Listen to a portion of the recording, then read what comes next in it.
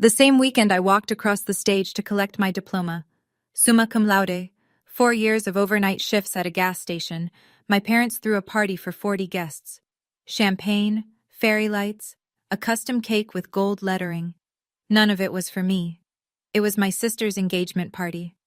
My chair in the auditorium stayed empty, and my mother's only text that night was, "Sorry, honey, Kendra needed us more. You understand." 7 years later, my mother saw my penthouse on Instagram, and suddenly, I was darling again. What she didn't know was that I'd been waiting, not for revenge, but for the truth to finally have a room big enough to stand in. When I showed up to that family dinner, I brought a manila envelope. What was inside changed everything, but not the way my mother planned. Before I go on, if this story resonates with you, hit like and subscribe, but only if you genuinely connect with it. Drop your city and local time in the comments. I'm Bryn, I'm 29, and I live in Raleigh, North Carolina. Now let me take you back 7 years, to the day an empty chair in the front row told me everything I needed to know. I grew up in Cooperton, Georgia, the kind of town where everyone knows your last name before your first. The Myers family lived in a yellow ranch house on Pecan Lane. 4 bedrooms, 1 bathroom, and a refrigerator covered in Kendra's face. Kendra is 3 years older than me. Prom queen, homecoming court, captain of the dance team. Every Friday our mother, Donna, would post a new photo album on Facebook. My beautiful girl at the fall formal. My star shining bright. You'd think she only had one daughter. I wasn't invisible, I was just convenient.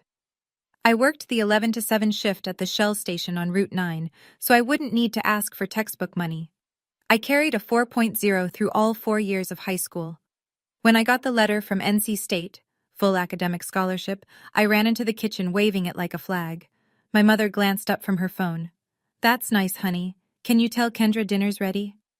I taped my honor roll certificate on the refrigerator that night, right next to Kendra's senior portrait. By morning, it was gone.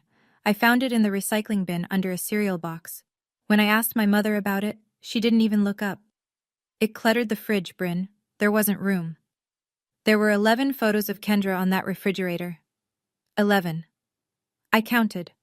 My father, Gerald, was a mechanic at Dillard's auto shop. Good hands, quiet mouth. He loved us both. I believe that. But he loved peace more. And in our house, peace meant agreeing with Donna. I didn't know it then, but that refrigerator was a scale model of everything that would come after. May 2019. NC State commencement. The arena held 4,000 people, and I could hear every single one of them. Families screaming names, air horns, someone's grandmother blowing a whistle. The noise was enormous. And in the middle of it, row 7, seats 4 and 5, empty. I'd sent the invitation 2 months early, reminded my mother 3 times. The last time, she squeezed my hand over FaceTime and said, "We'll be there, of course. Wouldn't miss it." They missed it. I walked across that stage in a blue gown with a gold cord. Summa cum laude. The dean shook my hand and said, "Outstanding work, Ms. Myers." I smiled. I looked at row 7. Nothing. Afterward, families swarmed the lawn. Girls my age buried in hugs, fathers lifting diplomas over their heads for photos. I stood by the exit, holding mine in both hands like a tray. My phone buzzed. One text from Donna. "Sorry, honey. Kendra needed us more. The engagement party was today, and you know how she gets. You understand, right?" I read it twice. Then I walked to the parking lot, sat in my Civic, and placed the diploma in the trunk, next to my laundry bag. I didn't cry. Crying would have meant I was surprised. And I wasn't. Not really. I sat there for 20 minutes. The lot emptied. I didn't know where to drive.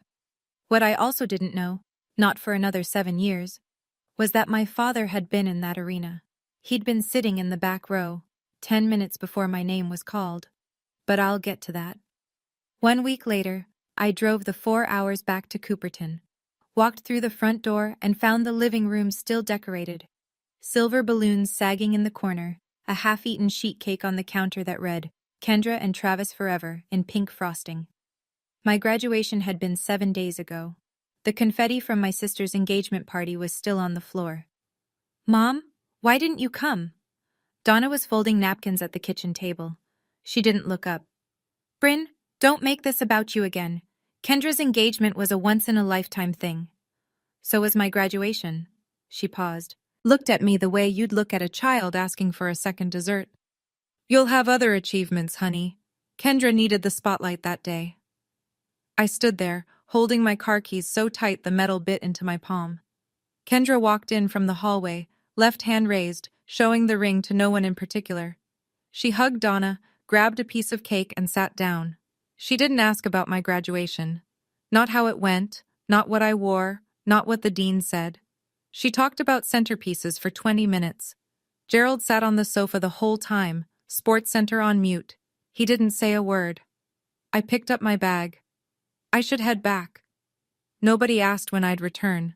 But as I reached the door, I caught something. Gerald's eyes, lifting from the TV for half a second. There was something in them. Guilt, maybe, or the shape of a sentence he couldn't say out loud. He looked away before I could be sure. I drove 4 hours to ask one question. I got my answer before anyone opened their mouth. I moved to Raleigh that summer and didn't look back. Rented a studio apartment the size of a walk-in closet. Took an entry-level data analyst job at a logistics company. Ate rice and frozen vegetables 5 nights a week and told myself it was a lifestyle choice. It wasn't glamorous. But it was mine. 1 year after graduation, I was 23. My phone rang at 9 on a Tuesday night. Donna's voice, low and strained. Bryn, the mortgage payment went up. Your father's back is giving out. He can barely work full shifts. We might lose the house. I stared at my ceiling. That yellow ranch house on Pecan Lane. The porch where I learned to ride a bike. Gerald's workshop in the garage. How much do you need? $1,200 a month, just until we're back on our feet. $1,200, almost half my take-home pay at the time. I did the math in my head, then did it again, and agreed anyway. I set up an automatic transfer. The first one went through on October 15th. Every month after that, $1,200 left my account on the 15th. Like clockwork. Like rent for a house I didn't live in. Around 2 years ago, when I was 27, I met Marcus at a friend's housewarming party. He's a CPA, the kind of guy who reads bank statements the way other people read novels. Steady, direct. The first person who ever looked at my budget and said, Bryn, you're being too generous for your own good. I laughed it off. At the time, 6 years, $1,200 a month. I never once asked to see the mortgage statement. That was my biggest mistake. 3 years ago, the phone rang again. Same voice, same Tuesday night timing. Bryn, the car died. Your father needs a vehicle to get to the shop. I found a good deal. A used Chevy Equinox, $22,000. But my credit score won't qualify. I need you to co-sign. I held the phone away from my ear and stared at it. Mom, co-signing is a big commitment. It's a $22,000 loan, Bryn. I'll handle every single payment. Don't you trust your own mother? I thought about Gerald limping to the bus stop. I thought about the garage where he taught me how to change a tire when I was 12. I signed the papers the following week. For the first 2 years, Donna paid on time. Never missed a due date. I almost forgot the loan existed. Then, 6 months ago, I got a notice from the bank. Late payment. 14 days overdue. I texted Donna. Mom, the car payment was late. Is everything okay? Just a hiccup, honey. Don't worry about it. 2 months later, another notice. 19 days late. Mom, this is affecting my credit. Bryn, I said I'll handle it. You're making a big deal out of nothing. But it wasn't nothing. Marcus explained it to me one night over takeout. Every late payment hits your credit report. If your score drops below the threshold, it could trigger a review on your mortgage. My mortgage. The one on the penthouse I'd just closed on 6 months earlier. The biggest purchase of my life. Donna had my signature on a loan, and she was starting to use it like a leash. I sat at my kitchen counter one night and did what I do best. I ran the numbers. 72 monthly transfers at $1,200. That's $86,400. Sent to my parents over 6 years, for a mortgage. Then there was the cosign.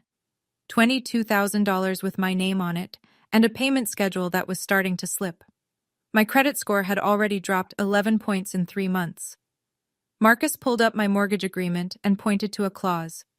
If my credit fell below a certain threshold within the first 2 years of the loan, the lender could initiate a review.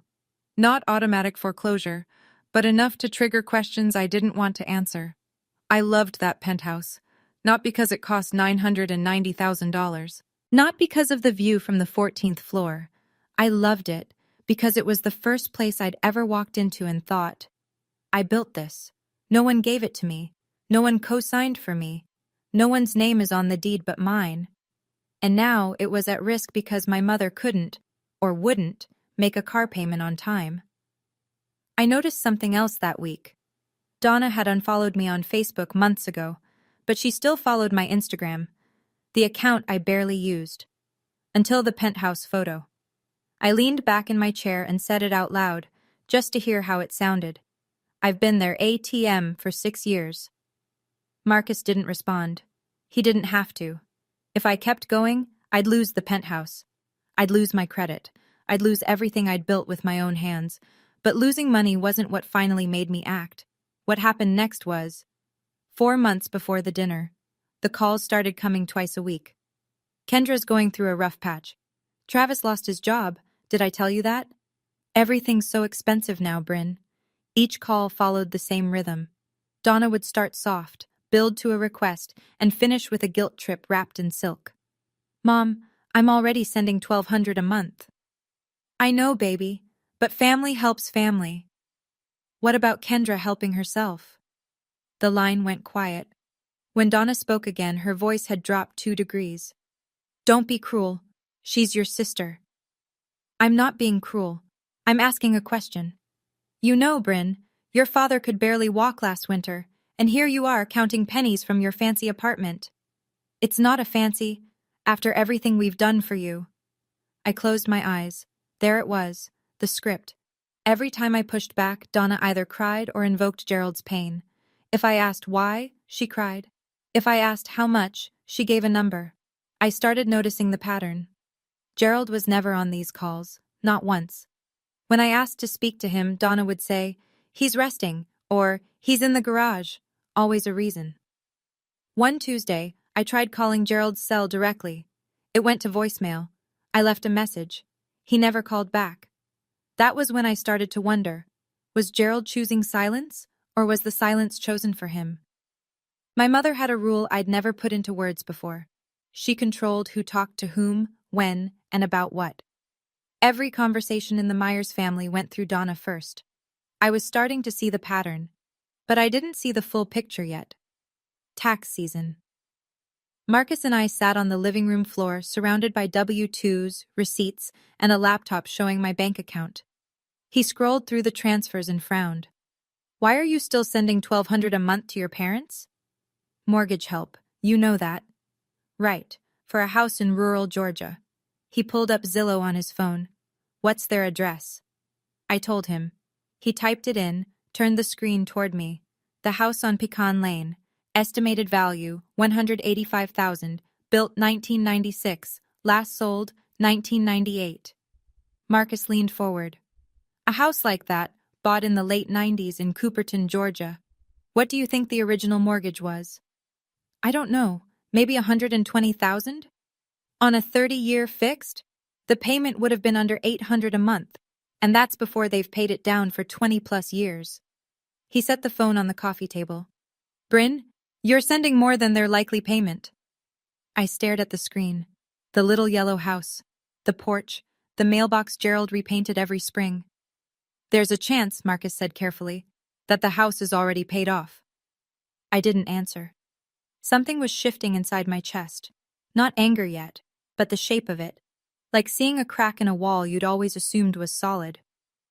I'm not telling you what to think, Marcus said.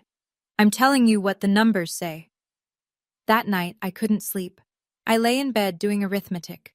25 years of payments on a $120,000 mortgage. Even without extra payments, the math was tight. Where was my money going? I called Donna on a Wednesday. Midday. I wanted her alert, not tired. Mom, I have a quick question. Sure, honey. What's the exact mortgage balance on the house? Silence. 3 full seconds. Why are you asking? I just want to know where my money's going. Her voice changed. Not loud. Donna never yelled. She cooled, like someone opening a window in January. Are you accusing me of something, after everything I've done for this family? I'm asking a question, Mom. I don't appreciate the tone, Bryn. I really don't. You sound like you've been talking to someone. A pause. Is this Marcus? Is he putting ideas in your head? This is me asking a simple question. You know what, Bryn?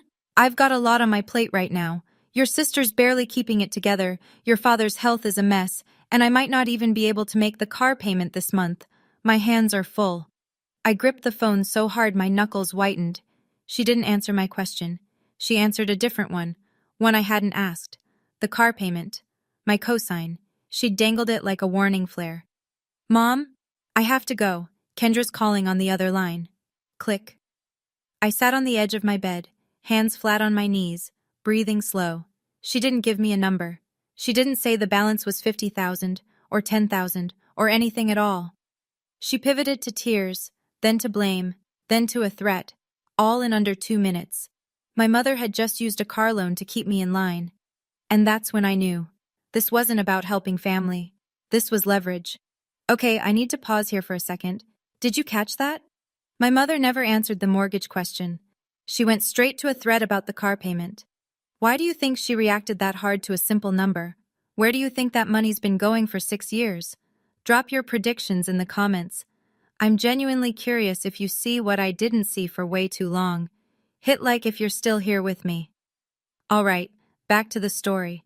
Because what happened next changed everything. 3 months before the dinner, a Saturday morning, Marcus came into the kitchen holding his laptop like a serving tray. Sit down. I sat. He'd pulled up the public county records for Cooperton, Georgia. Property tax filings, deed transfers, lien history.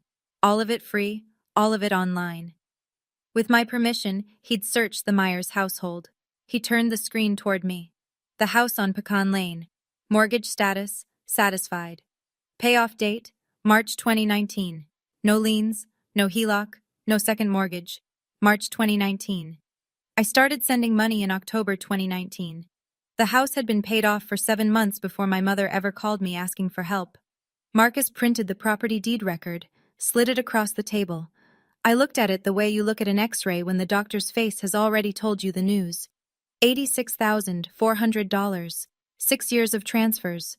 For a mortgage that didn't exist. I didn't say anything. I stood up, put on my running shoes, and ran for 45 minutes through downtown Raleigh. I passed the coffee shop where Marcus had first told me I was too generous. I passed the park where I'd sat on a bench last Thanksgiving and called Gerald, only to get voicemail. I ran until my legs burned and my mind went quiet. When I came back, Marcus was still at the table. Same seat, same screen open. Whatever you decide, he said. I'm here. I poured a glass of water and drank it standing up. I know the money didn't go to the house, I said, but I don't know where it went. The answer came from someone I didn't expect, and it came with a phone call I almost didn't take. Uncle Frank is my father's older brother, 62, carpenter, hands like leather, voice like gravel. He's the kind of man who says 3 words when most people need 30. He'd stayed in touch with me after graduation, a text on my birthday, a call at Christmas. Never much, but always there. So when his name lit up my phone on a random Thursday afternoon, I picked up fast. Bryn, can we talk? Just you and me? Of course, Uncle Frank. He cleared his throat. Your mother's been telling the family you don't call, that you moved away and cut everyone off. She told your Aunt Ruth you refused to help when your daddy had that kidney stone last year. I blinked. Dad had a kidney stone? Last October. He was in the ER for 2 days. Nobody called me. That's what I figured. A long exhale. There's more. Donna came to me last month asking if I'd lend Kendra $15,000. I said no, asked why. She said Kendra's going through hard times. His voice tightened. I said, Donna, Bryn sends you money every month. She said that was for the mortgage, so I told her, Donna, I helped Gerald paint that house last summer. He told me himself, the mortgage is done. I stopped breathing. What did she say? Nothing. She hung up. The room tilted. My mother hadn't just lied to me. She'd lied to the whole family. About the money, about my absence, about everything. I don't know all the details, Frank said quietly. But something's wrong, sweetheart. Be careful when you go home. He said one more thing before hanging up. But I wasn't ready to share that part yet. I spent the next 6 weeks doing what I do best. Organizing. First, the car loan. I contacted the bank and applied to refinance the Equinox loan into my name alone. My credit score, despite the late payments, was still strong enough to qualify solo. The refinance removed Donna as co-borrower. She'd still have the car, but the loan was mine now. She couldn't use it as a leash anymore. If she stopped paying, I'd handle it directly and repossess the vehicle if needed. Second, the timeline. I printed my bank statements going back 6 years. Every transfer to Donna, date, amount, reference note. Then I placed the property deed record next to them. One column, purpose as stated by Donna Myers, mortgage assistance. Other column, actual mortgage status, paid in full since March 2019. 2 pages, clean, no emotion, just numbers. Marcus looked it over and said, "This reads like an audit summary." Good. I slid the pages into a manila envelope, put it in my bag. Third, and this one I didn't plan. I was cleaning out my closet that weekend when I found a box of college things, notebooks, a parking pass, and at the bottom, the graduation invitation I'd mailed to my parents 7 years ago. Cream cardstock, gold lettering. I'd written on the inside, Row 7, Seats 4 and 5, saved for you. I held it for a long time. Then I put it in the envelope with everything else. I wasn't building a case, I wasn't plotting a scene, I was simply gathering the truth and putting it in order. If no one ever asked, the envelope would sit in my closet forever. But I had a feeling someone was about to ask. 2 weeks before the dinner, a Sunday evening, I was standing on my balcony watching the sun drop behind the Raleigh skyline, pink and gold bleeding into the glass of the buildings downtown. I took a photo on impulse, 14 floors up, the city stretching out below, my coffee mug on the railing. I posted it on Instagram with one word, home. Friends commented. Co-workers sent heart emojis, normal stuff. 3 hours later, my phone wouldn't stop buzzing. Donna, Kendra, Aunt Ruth, Cousin Natalie, 2 aunts I hadn't spoken to in years. "Is that your place? How much was that? When did this happen, Bryn? Girl, that view." And then a private message from Donna. I read it twice. "Darling, we need to talk. We're waiting for you. Come home this weekend." Darling. My mother hadn't called me darling since I was 12 years old. Since before I became the daughter who could take care of herself.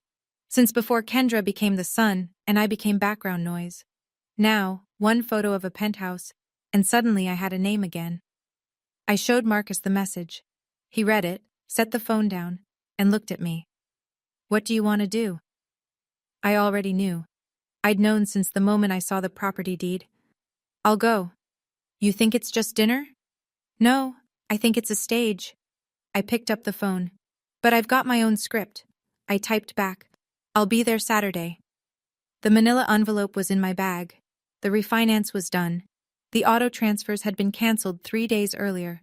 I agreed to go, not because I was naive. I agreed because the envelope was already packed. The Thursday before the dinner, I called Natalie, Uncle Frank's daughter, my closest cousin. She works at the county clerk's office in Cooperton. We'd always gotten along, even when I stopped coming home. "Hey Nat, how's everyone?" She hesitated. That half-second pause people make when they're deciding how honest to be. "Bryn, can I ask you something?" "Go ahead." "Your mom's been telling everyone you moved away and cut the family off, that you never call, that when your dad was in the hospital last year, she called you and you hung up on her." My jaw tightened. "She never called me about Dad, Natalie. I didn't even know he was sick." Silence. "She said you hung up." "She lied." More silence. Then softly, "I believe you. Some of us have been wondering. The story never quite made sense. You always seemed like the responsible one." I leaned against my kitchen counter and pressed my palm flat on the cold granite. This was the moment. Not the money, not the cosign, not even the empty chair at graduation. This. Donna hadn't just taken my money. She'd taken my name. She'd rewritten 7 years of history and cast me as the villain, the ungrateful daughter, the one who abandoned her sick father, and everyone at that dinner table on Saturday had been fed that version of me. "I'm glad you're coming Saturday," Natalie said. "Some of us have been worried about you." I hung up. My hands were shaking. Not from fear, from the kind of anger that sits low in your ribs and doesn't make noise. Stealing my money was one thing. Stealing my name, that I could not let stand. Saturday was coming, and I was bringing a different story. Saturday. Marcus and I left Raleigh at 7 in the morning. 5.5 hours on I-85 South, then 2-lane roads through Pine Country until the Cooperton exit. I drove. Marcus kept his hand on my knee and didn't ask questions. The manila envelope sat in my shoulder bag on the back seat. When we turned onto Pecan Lane, I counted the cars. 8, 10, 14, lining both sides of the street, spilling onto the neighbor's lawn. "That's not a family dinner," Marcus said. No, it wasn't. I parked at the end of the block. Through the front window, I could see the living room. Packed. I recognized Aunt Ruth's silver hair, Uncle Dennis's truck in the driveway, Natalie's blue Camry, neighbors, people from church, at least 20 people inside. I looked at Marcus. He looked back. "They set a stage," he said. I grabbed my bag, felt the weight of the envelope through the leather, and stepped out of the car. The front door swung open before I reached the porch. Donna rushed out, arms wide, tears already glistening. "My baby's home! Everyone, Bryn is here!" She wrapped me in a hug that smelled like Estee Lauder and butter rolls. Behind her, people clapped. Actually clapped. Like I'd returned from war. Inside, a long dining table pulled from the kitchen into the living room. Casserole dishes, sweet tea in mason jars, and a handmade banner taped above the fireplace in green and gold letters. Family first. Gerald stood in the corner of the kitchen drying a glass. He didn't look at me. Kendra sat at the far end of the table beside Travis. She smiled. It didn't reach her eyes. I sat down, bag on my lap. Dinner was loud and warm and felt almost real. Aunt Ruth passed cornbread. Uncle Dennis told a fishing story. Natalie caught my eye from across the table and gave a small nod. I barely ate. Then, between the cobbler and the coffee, Donna stood up. She tapped her glass with a fork. The room hushed. "I want to say something." She smiled at me the way a host smiles at a guest of honor. "Most of you know my Bryn moved to Raleigh years ago, built a wonderful career. And just recently, did y'all see that Instagram? She bought herself a beautiful penthouse." A few people murmured. Someone whistled. "I always knew she'd make it," Donna said. "She gets her drive from me." Marcus's hand found my knee under the table. He squeezed once, then the pivot. "And because family is everything to the Myers, Bryn has generously offered to help Kendra and Travis get back on their feet. They've had a hard year, Travis between jobs, the house situation, and Bryn has already said she wants to step up." I had not said that. I had never said that. Not in a text, not on a call, not in any universe. But the room didn't know that. They clapped. Kendra dabbed her eyes with a napkin. Travis nodded slowly, like a man receiving communion. Donna turned to me. That smile. That warm, practiced, airtight smile. "Honey, do you want to say a few words?" 23 faces turned toward me. The room was silent except for the tick of the kitchen clock and the hum of the refrigerator. The same refrigerator that once held 11 photos of Kendra and none of me. My mother had written my lines, but I brought my own script. Before I could speak, Kendra stood up. Her chair scraped the floor. Her mascara was already running, either real tears or a very early start. "I just want to say," she began, voice cracking, "this has been the hardest year of my life." She told the room about Travis losing his real estate job, about falling behind on the house payments, about lying awake wondering how she'd keep her 2 girls, Lily, 5, and June, 3, in the same school district. She didn't mention why Travis lost his job. She didn't mention the gambling. She didn't mention what I'd later learn about the DUI. Aunt Ruth reached across the table and squeezed Kendra's hand. "Oh, honey, that's terrible." Uncle Dennis looked at me. "Bryn, you gotta help your sister. That's what family does." Cousin Natalie said nothing. She watched. The room folded around me like a closing fist. Every pair of eyes carried the same expectation. 23 people who'd been told I was the absent daughter, the one who disappeared, and now here was my chance to prove I still had a heart. Donna placed her hand on my shoulder. Gentle, firm, the weight of it was precise. "You'll do the right thing, won't you, baby?" I looked around the table. Aunt Ruth, Uncle Dennis, the neighbors from church, Gerald, standing in the kitchen doorway, staring at the floor. Then I looked at Marcus. He was calm. His eyes said what his mouth didn't. "You've got everything you need." I stood up. Donna beamed. Kendra clutched her napkin. Travis straightened in his chair. They thought I was about to say, "Of course, anything for family." I reached into my bag and pulled out the manila envelope. I opened the envelope slowly. No rush. I pulled out 2 sheets of paper and held them at my side. "Before I say anything, I want everyone in this room to know something." My voice was steady. I'd practiced this in the mirror. Not the words, just the breathing.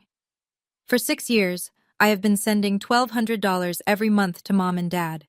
She told me it was for the mortgage on this house. I looked at Donna.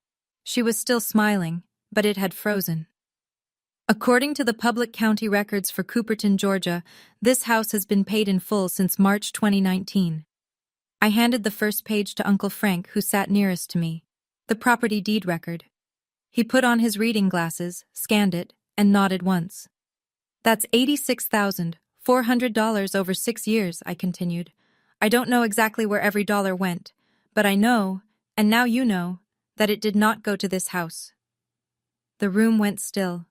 The kind of still where you can hear someone swallow. Aunt Ruth turned to Donna.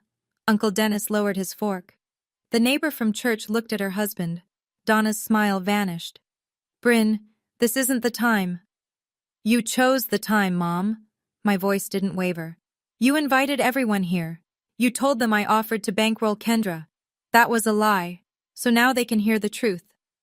I held up the second page, the timeline, dates, dollar amounts, stated purpose versus actual mortgage status, clean columns, no commentary. "I printed this for anyone who wants to see it. I'm not asking anyone to take sides, I'm asking you to look at the numbers." I set both pages on the table and sat down. Uncle Frank stood first, his chair pushed back hard enough to bump the wall. "Donna, is this true?" His voice was flat and heavy. "Gerald told me himself the mortgage was done. I asked you about it last month and you hung up on me." Gerald didn't move. His eyes stayed on the floor, but he didn't deny it. Aunt Ruth picked up the timeline sheet. "Read it slowly. Put it down." Looked at Donna the way you look at someone you just realized you don't know. "Donna, where did that girl's money go?" Donna's hands were trembling. This is a family matter. Bryn is airing dirty laundry in front of—" "You invited us, Aunt Donna." Natalie's voice cut clean across the room. "You invited us here to watch her say yes. You don't get to call it dirty laundry when she says no." 2 of the church neighbors exchanged a glance and quietly picked up their coats. Donna turned to Kendra, looking for support, a lifeline, anything. Kendra wouldn't meet her eyes. She was staring at the timeline on the table, lips pressed together, doing math she'd clearly never done before.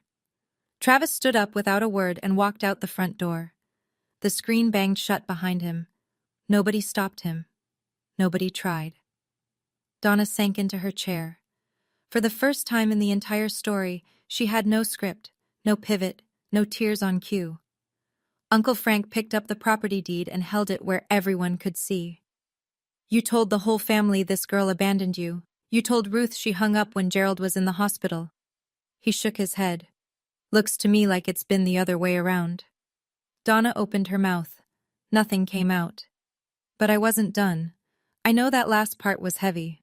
Honestly, standing in that living room, my hands were ice cold, but I wasn't shaking from fear. It was relief. For the first time in 7 years, the truth was in the room, and it wasn't just mine to carry. Here's my question for you. If you were in my shoes at that moment, would you let Uncle Frank keep going? Or would you stop here and walk out? I'd love to hear what you'd do. Drop it in the comments.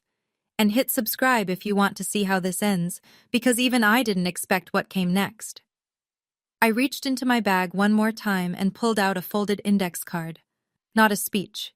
5 sentences I'd written at my kitchen counter the night before, with Marcus reading over my shoulder. I unfolded it and read. Starting today, the monthly transfers stop. They've already been cancelled. Donna flinched. I've refinanced the car loan into my name only. Mom, your name is no longer on the title. The payments are my responsibility now. Donna's mouth opened and closed. The leash she'd been holding, gone. I will not be funding anyone's lifestyle while being called the daughter who abandoned her family. The room was so quiet I could hear the ice settling in someone's sweet tea. If Kendra needs help, I'd suggest she look into the same options I used: scholarships, part-time jobs, and a budget. I looked up from the card. I looked at Donna, at Gerald, at Kendra, at the banner that said Family First. I love this family, but love doesn't mean I have to set myself on fire to keep someone else warm. I folded the card, put it back in my pocket. Aunt Ruth nodded. Natalie wiped her eyes. Uncle Dennis, who 20 minutes ago had told me to help my sister, stared at his hands. Nobody argued. Nobody said I was wrong. And for the first time in my life, nobody told me I was making it about myself. Donna looked at Gerald. Gerald looked at the floor. Then he did something he hadn't done all evening. He looked up. Not at Donna, at me. But I wasn't done yet, because Uncle Frank cleared his throat. There's something else, he said, and the room held its breath. Uncle Frank stood in the middle of the room with his hands in his pockets, looking at Gerald the way a brother looks at a brother he's about to stop protecting. 7 years ago, Frank said, your daddy drove to your graduation. I stopped breathing. I know because I lent him my truck. His car wouldn't start that morning, and he came to my house at 6 a.m. asking for the keys. He said, Frank, I'm not missing this. The room turned to Gerald. He was leaning against the kitchen doorframe, eyes closed. He drove 4 hours, Frank continued. Got there early. Sat in the back row. I know because he called me from the parking lot afterward and said he saw you walk across that stage. My chest cracked open. I could feel it. Something between grief and gratitude splitting me right down the center. Then Donna called him. Frank's voice hardened. Told him Kendra had fainted at the engagement party. Told him to come back immediately. He left. Frank looked at Donna. I found out 2 weeks later. Kendra never fainted. It was a lie to get him out of that auditorium. Gerald opened his eyes. Tears ran down both cheeks, catching in the stubble on his jaw. This was the most emotion I'd seen from my father in my entire adult life. Donna stood up. That's not... It is true, Donna. Gerald's voice broke the room like a stone through glass. Stop. 2 words. The first he'd spoken all night. And they were aimed not at me, but at her. I gripped the edge of the table. My father had been there. He'd watched me graduate, and my mother had pulled him away with a lie. I should have stayed, baby girl, Gerald whispered. I should have stayed. The room was still reeling, people whispering, Aunt Ruth pressing a napkin to her eyes, when Natalie stood up from the far end of the table. Since we're being honest tonight, she said, there's one more thing Aunt Donna didn't mention. The room pivoted. Natalie wasn't loud. She didn't need to be. She had the same steady energy as her father. 3 months ago, Travis Hadley was arrested for driving under the influence. He was processed through the county clerk's office. She paused. I handled the paperwork. Aunt Donna posted his bail that same night. The silence hit different this time. This wasn't about money or mortgages. This was about trust. Kendra turned to Donna, her face drained white. What? Travis had come back inside and was standing near the door. He went red from the collar up. Kendra stood. You were arrested? 3 months ago? Travis said nothing. Kendra spun toward Donna. You knew? You bailed him out and didn't tell me? Donna raised both hands. I was protecting this family. No, Donna. Uncle Frank's voice was granite. You were protecting an image. There's a difference. Donna collapsed back into her chair. The banner above her head, Family First, hung there like a caption no one believed anymore. For the first time in my memory, my mother didn't have a rebuttal. No tears, no deflection, no after everything I've done. Just silence, and a tablecloth she kept smoothing with both hands, over and over, like she could press the wrinkles out of the evening. I looked around that room, at the faces of people who had, until 15 minutes ago, believed I was the problem. Now they were looking at Donna, and she had nowhere left to turn. Things moved quickly after that. Uncle Frank put his hand on Gerald's shoulder. "Come on, brother, let's go get a coffee." Gerald hesitated, looked at Donna, then looked at me. Then he did something I'd never seen him do in 30 years of marriage. He chose someone other than Donna. He picked up his jacket and walked out the front door with Frank. The screen door closed softly behind them. No slam, just a click. But it echoed. Aunt Ruth came over and held both my hands. "We didn't know, sweetheart. I'm so sorry. If I'd had any idea." Uncle Dennis stood behind her, arms crossed, shaking his head. "Donna told us you'd gone cold. I should have called you myself." Natalie hugged me at the door. "You did the right thing. I know it doesn't feel like it right now." It didn't, and it did, both at the same time. Kendra hadn't moved from her chair. She sat with her hands flat on the table, staring at the timeline sheet I'd left there. Her mascara was ruined, real this time. Not performance tears, processing tears. Travis was already gone. His truck pulled out of the driveway while Aunt Ruth was still talking. 3 church neighbors slipped out without a word. One of them, Mrs. Gentry, who'd known our family for 20 years, stopped beside me on the porch and said quietly, "You did the right thing, hun." Inside, Donna sat alone at the head of the table. The cobbler was cold. The sweet tea had gone watery. The banner above her read, "Family First" in handmade letters, and she sat beneath it like a queen in an empty court. Nobody was clapping anymore. Sunday morning, Marcus and I were loading the car outside Uncle Frank's house, where we'd spent the night. The sun was barely up. The air smelled like red clay and pine. Gerald appeared at the end of the driveway. No truck. He'd walked from Frank's kitchen, coffee in hand, wearing the same flannel from last night. He sat down on the porch step. I sat beside him. Marcus went inside without being asked. We sat in silence for a full minute. Gerald held his cup with both hands like it was the only warm thing left in the world. "I don't expect you to forgive me," he said. I waited. "I was at your graduation. I saw you walk across that stage. You looked—" He swallowed. "You looked proud. And I left. I left because your mother said—" He stopped, shook his head. "No. I left because I was a coward." I didn't argue with him. He wasn't wrong. "I knew about the money," he said. "Not all of it, but enough. Donna would mention things. Bryn's helping out. Bryn's sending extra this month. I never asked where it went. I should have." "Yeah," I said. "You should have." He nodded. No excuses. No justification. Just a man sitting with the full weight of what he didn't do. I looked at the pine trees lining the street. At the mailbox he used to repaint every spring. "If you want to talk," I said, "call me on Tuesdays.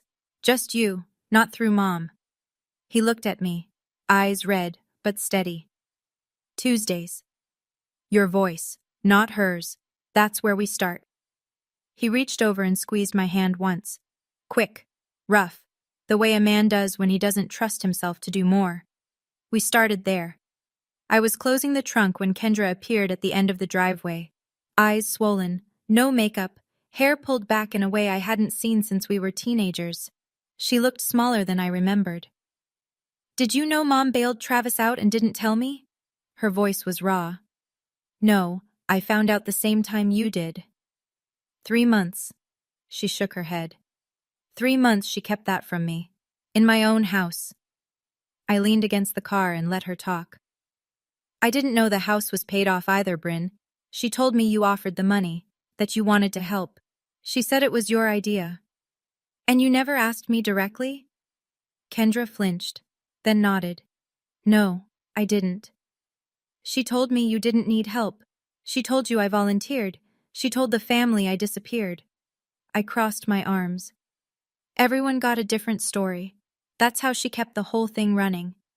Kendra stared at the ground for a long time. When she looked up, her eyes were wet but focused. "What do I do now?" "That's not my question to answer, Kendra. But I'd start by looking at your own bank statements." She pressed her lips together, nodded. I opened the car door, paused. "I don't hate you. I need you to hear that. But I'm done carrying both of us." She didn't respond right away. Then quietly, I wouldn't blame you if you did. I got in the car. Marcus was already in the passenger seat pretending to check his phone. He's good at knowing when to disappear. I pulled out of the driveway. In the rearview mirror, Kendra was still standing there, arms wrapped around herself, watching me go. 2 weeks after the dinner, here's what changed. Donna deleted the family first banner photo from Facebook. Then she deleted her entire profile picture. For the first time in a decade, her page went dark. No posts, no albums, no carefully curated image of the perfect Southern family. Gerald called me on a Tuesday. 8 minutes. Mostly silence. He talked about a carburetor he rebuilt at the shop. I told him about a project at work. We didn't mention Donna. We didn't need to. The call itself was the point. The following Tuesday he called again. 12 minutes. He asked about Marcus. Kendra texted me 3 weeks later. I filed for divorce. No explanation needed. I'd later learn she found credit card statements Travis had hidden, online gambling losses totaling $47,000. The DUI was just the piece that broke through. Uncle Frank organized what he called a real family dinner. No banners, no speeches. Just Frank, Gerald, Natalie, Aunt Ruth, and me on a video call. We ate and talked and nobody performed. Donna texted me 3 times. I didn't block her, but I didn't respond. Her last message read, "I did what I thought was best for this family." I read it sitting on my balcony, Raleigh stretching out below me. Marcus brought coffee and sat in the other chair. "You going to reply?" "When she's ready to acknowledge, not explain." He nodded. 14 floors up, the city hummed. My mortgage was safe. My credit was climbing back. $1,200 a month was sitting in my account now, right where it belonged. My bank account gained $1,200 a month. But the real thing I got back was quieter than money. It was the sound of my own name, finally said by people who knew the truth. People ask me about the penthouse sometimes. They see the photo, the skyline, the balcony, the light. And they think that's the point of the story. It's not. I didn't buy the penthouse to prove anything to anyone. I bought it because after 7 years of overnight shifts, studio apartments, frozen vegetables, and automatic transfers to a house that didn't need my money, I wanted one thing that was entirely mine. A place where, when I turned the key, I knew no one else had paid for it. No one else's name was on the deed. No one else could take it away. The word I posted under that photo, home, wasn't a flex. It was the first time I'd used that word and meant it. Home wasn't Pecan Lane anymore. Home was a place I'd built myself, brick by brick, paycheck by paycheck, while my family looked the other way. Last week I was unpacking the last box from my closet. At the bottom, under a tangle of old chargers and college notebooks, I found the graduation invitation again. The cream cardstock, the gold lettering, and my handwriting on the inside. Row 7, seats 4 and 5, saved for you. I stood in the living room holding it, 14 floors of city light coming through the windows, and I realized I wasn't sad anymore. I wasn't angry. I was just done carrying it. I put the invitation on the bookshelf next to a photo of Marcus and me at a friend's wedding and a postcard from Uncle Frank. Not to remember the pain, to remember the distance I'd traveled. The penthouse is 14 floors up, but the journey that got me here started in a parking lot where I stood alone with a diploma and nowhere to go. So where does everything stand now? Gerald and I talk on Tuesdays. The calls are getting longer, 15 minutes last week. He told me he's been going to the diner on Main Street by himself, which might not sound like much, but for a man who spent 30 years orbiting Donna's schedule, it's a revolution. He's not perfect. He spent 7 years watching and saying nothing. But he's trying, and trying counts, as long as it's consistent. Kendra reached out a month after the dinner. One text. I started therapy. I wrote back, that's good. Short, not cold, just honest. I'm not ready to rebuild with Kendra yet. She accepted the money for years and never once asked where it came from. She's not the villain of this story, but she's not innocent either. We'll see. The door's not locked, but it's not open wide. Marcus and I are solid. He doesn't bring up the dinner unless I do. Some nights we sit on the balcony and say nothing. Those are my favorite evenings. And Donna, she hasn't reached out in a way that feels real. Her texts are still wrapped in justification. I was trying to keep this family together. You don't know the pressure I was under. None of it starts with I was wrong. I'm not waiting for a perfect apology. I know she may never give one. But the minimum is acknowledgement, not explanation, not deflection, not repackaging, just, I lied and it hurt you. Until that happens, the door stays where it is. Boundaries don't require the other person's approval, they only require yours. I learned that at 29, sitting in a living room full of people who finally heard the truth. Better late than empty. I'm not telling you this story so you'll hate my mother. I'm telling you because somewhere out there, someone is listening to this in their car, or on their headphones, or lying in bed at midnight, and they're sending money every month to someone who promised it was for one thing, but it's going somewhere else. They're getting calls that start with family helps family, and end with guilt. They're being told they're selfish for asking where their own paycheck goes. If that's you, here's what I want you to know. You are enough. You've always been enough. The person who can't see it, that's their blindness, not your failure. Loving your family doesn't mean you have to let them consume you. You can love someone and still say, no more. Those two things don't cancel each other out. They never did. And if the day comes when you draw a line and they call you ungrateful or selfish or cold, remember this. Selfish people rarely lose sleep worrying about being selfish. The fact that it keeps you up at night is proof you're not what they say.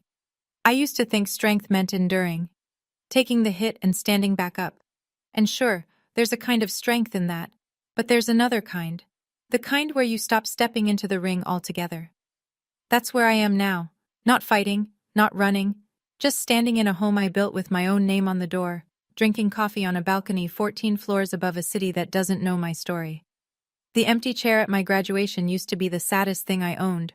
Now it's just a chapter. And the chapter has a different ending than the one my mother wrote for me. 7 years ago my mother texted me, "You understand, right?" For a long time I thought I did. I thought understanding meant accepting, absorbing, making room for other people's choices and calling it grace. I don't think that anymore. Today, if she asked again, I'd say, "Yes, Mom. I understand now. I understand that I deserved better, and I finally gave it to myself." My diploma hangs in my home office now, next to a photo of Marcus and me at his sister's cookout, a framed postcard from Uncle Frank that says, "Proud of you, kid," in his carpenter's handwriting, and my first marathon finisher's medal. Raleigh Half Marathon, 2 years ago. I cried at the finish line. Not because it hurt, because nobody had to carry me. On Tuesday nights, my phone rings. Gerald's name. I always pick up. Last week he said, "I told my buddy at the shop about your penthouse." He said, "Your girl did all that on her own?" And I said, "Yeah, she did." I pressed my lips together so he wouldn't hear me smile. That's enough for now. It's not a fairy tale. It's not a full reconciliation. Some things don't come back all the way, and I've made peace with that. But I'll tell you what I have. I have a home. I have a man who reads bank statements for fun and never once told me how to feel. I have a father who's learning to call. I have a bookshelf with a 7-year-old invitation on it and a view of the city I chose for myself. And I have my name back. Not the one Donna gave the family. The real one. The one I earned. If this story resonated with you, I'm glad. If you just listened for the drama, that's fine too. Either way, thank you for staying. Thank you for staying until the end. That means something to me. If you've ever had to set a boundary with someone you love, even when it cost you, I'd love to hear your story in the comments. I read every single one. Hit like if this one made you think. And if you want more, there's another story waiting for you in the description below. Same kind of family drama, but the twist? You won't see it coming. I didn't either. Take care of yourselves. And remember, your name belongs to you. Nobody else gets to rewrite it. See you in the next one.